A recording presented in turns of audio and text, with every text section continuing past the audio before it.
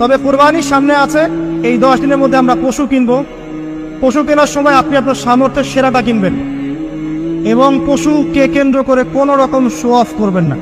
আমারটা 1,60,000, আমারটা 1,80,000, কত ভাই এত গলায় লটকিয়ে দেওয়া, এইসব কাজ করতে যাবেন, ঠিক আছে? কিন্তু পশুকে আপনি মহব্বত করবেন, পশুকে নিজ হাতে খাওয়াবেন, পানি পান করাবেন, যাতে তার প্রতি আপনার মহব্বত সৃষ্টি হয় এবং এই মহব্বতের প্রাণীটাকে আপনাকে কুরবানি দিতে হবে।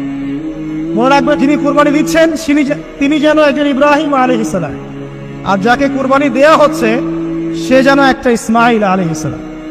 সবচেয়ে প্রিয় বস্তুটাকে কুরবানি করতে হবে। এই জন্য আপনি আপনার সামর্থ্যের সেরাটা কিনবেন। এখানে অনেক মাসআলা আছে, আমি মাসআলাগুলো দিতে যাচ্ছি না। অনেক বড় বড় আলেম ওলামা আছেন, তাদের শরণাপন্ন হয়ে আপনারা এগুলোর মাসআলা নিয়ে নেবেন, ঠিক আছে? তবে আমি একটা বিষয় বলবো, খালি কুরবানিকে কেন্দ্র করে কোনো রকম রিয়া, অহংকার, লোক দেখানো কাজ করতে যান এবং পরিবেশ দূষণ হয় এমন কোনো কাজ করতে যান। জাস্ট ইসলাম